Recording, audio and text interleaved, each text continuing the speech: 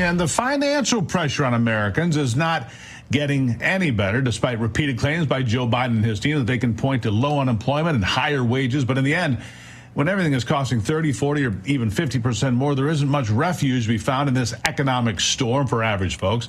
This year, the average electric bill is expected to be over $700 a month, an exponential increase from 2020's $550 per household. And even CNN is being forced to tell the truth about the cost of energy to average families. Here it is. Well, many Americans may be getting hot under the collar when they open their electric bills this summer. The cost of keeping cool is expected to rise nearly 8% to $719 for the bills running June through September, according to the National Energy Assistance Directors Association. And some areas of the country, like the Pacific and the Mid-Atlantic and parts of the Midwest, may see even a higher increase, a higher share of increase.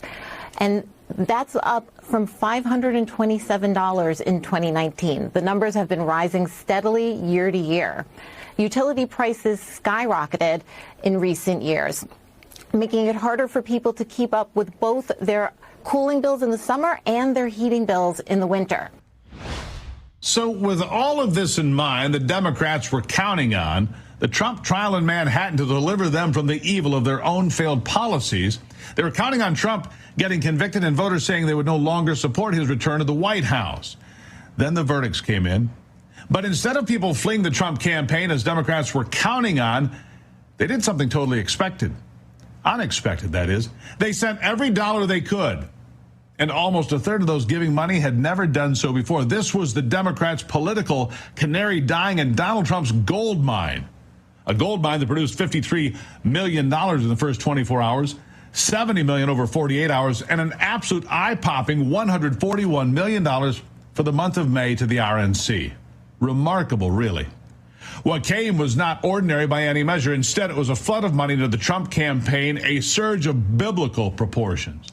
And right now, we have some strong indications that not only did the Trump campaign make up a cash deficit with Joe Biden's team, they may have surpassed the Democrats in fundraising, and that sent a shock wave through the political power halls on the left, leaving them stunned and ready to break glass because this is now a political emergency of the first order.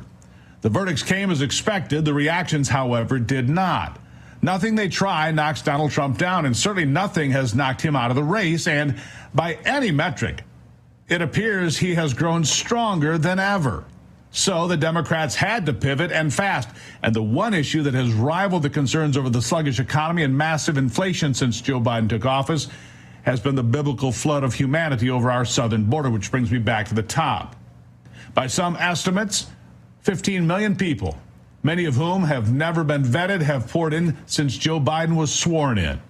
Concerns with the open border and the crime that comes with it were certainly at the top of the list. And the biggest indication yet of the Democrats in full-blown panic came when it was announced that Joe Biden was going to sign this new executive order to massively limit those who could come into the country.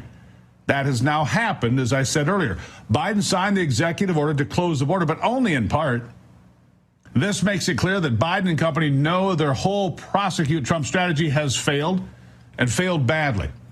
They would not be going to an emergency strategy of executive orders on the border unless they had no other choice. Trust me on that. But with only 5 months left before the election, will it even make a difference?